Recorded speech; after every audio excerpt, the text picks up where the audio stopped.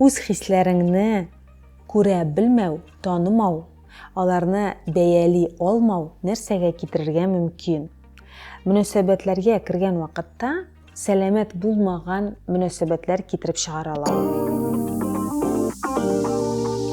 Еш кына кешеләр үзләренең нәрсә хис иткәннәрен төгәл итеп әйтеп бирә алмыйлар. Алай гына да түгел, башка кешедә дә хисләрне күрсәтүне тыялар алар.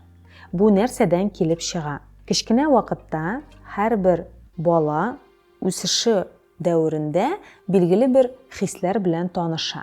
Әкренләп була бу процесс. Һәм аерым хисләр белән танышкан вакытта бала янында һәр вакытта да аңа моны аңлатучы һәм бу хисләрнең бер кадәр өлешен үзенә алып, яңадан балага кайтаручы әни кеше булырга тиеш. Әгәр дә әни кешенең күңелендә контейнер буш икән, ул баланың хисләрен үзенә алып, аларны сыендырып, балага кире кайтарып бирә ала икән, аңлата ала икән, бу вакытта бала табигый рәвештә кешелек өчен кирәкле булган, кешелек дөньясына хас хисләр белән таныша. Әкрен-әкрен була ул процесс. Курку хисе, сөенү хисе, соңыннан ачу килү, ярату хисе һәм башкалар.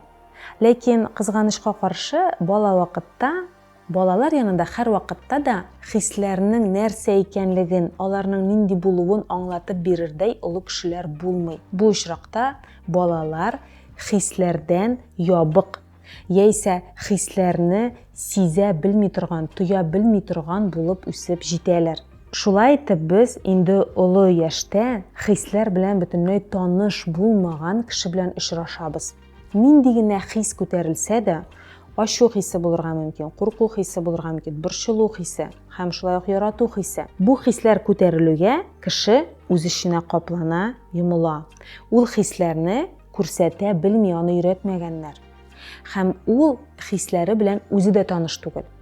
Хисләрне башка кешегә белдерү өчен, мәсәлән, сәламәт, дөрес мөнәсәбәтләр төзү өчен беренче чиратта үз хисләрең белән дуслаша белергә кирәк.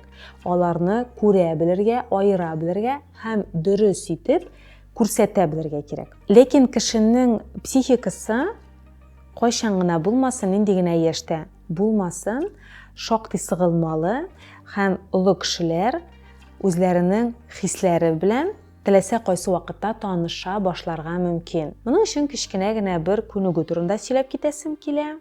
Ул күнегү хисләр көндәлеге дип атала. Сез көн саен кечкенә генә куен дәфтәренә үзегезнең хисләрегезне яза аласыз. Кыскача гына. Мәсәлән, уяндым, сызыкча сөенү хисе. Кофе эчәргә утырдым, кофе беткән икән, сызыкча ачу хисе.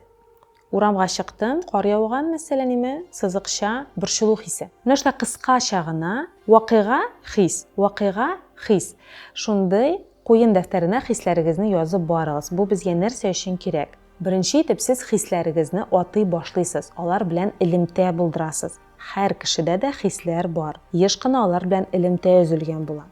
Шуңа күрә көндәлектә язылган хисләр сезгә хисләрне атарга ярдәм итәчәк. Икенчедән, сез көн дәверендә үзегезнең хәләтегезне, күңел хәләтегезне күзәтеп барасыз. Сезгә бит көндөлеккә нәрсәдә булса язырга кирәк. Шуңа күрә сез үзегезгә, бәлки моңа кадәр бер кайчан да булмаган игътибарны бирерсез. Өченчедән, сез бер атна алып барганнан соң куен дәфтәренә анализ ясый аласыз.